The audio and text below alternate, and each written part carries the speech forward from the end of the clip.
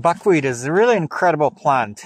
It fixes nitrogen, brings nitrogen through the bacteria attached to its roots, and it creates a really healthy and really nutritional pollen for the bees, and the bees create buckwheat honey out of it that is extremely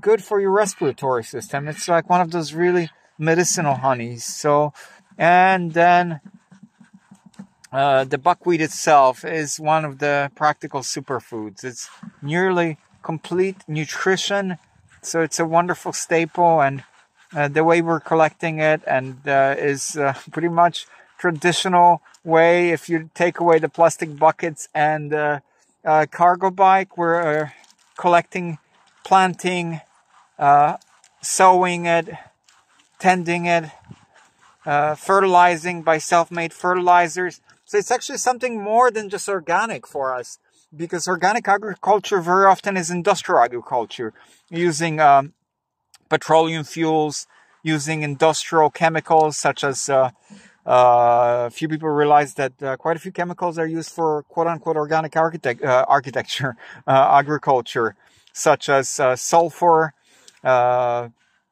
hydrogen peroxide, vinegar. You know, and when you have a tractor in the field, the tractor leaks. That tractor also leaves a certain trace and on the planet as well. So what we're doing is as close as possible to working with the earth. Is what I would call artisan permaculture, because, you know, if you get a product by hand, you've touched each one of those grains. And here we're using the wind to separate the chaff from the grain. The wind catches the lighter chaff and blows it away, except we're not interested in completely separating it, because you've probably seen a lot of really health products. The chaff itself, turns out that it's really a great source of fiber. It doesn't have a lot of nutritional value, but it's great in keeping your digestive tract going. You know, it's great in clearing you.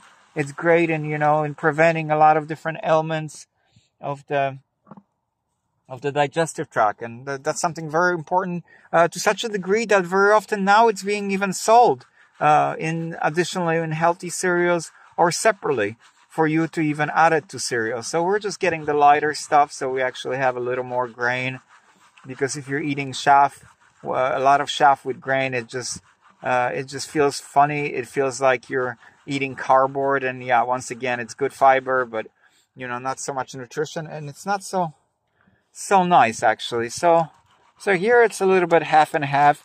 We'll probably end up separating a large part of it, and I'm not sure if from this batch we'll use it for animals, because we have some batches that got a little moist and we're drying it, and it just smells and tastes a little funky, so that we won't use for human consumption.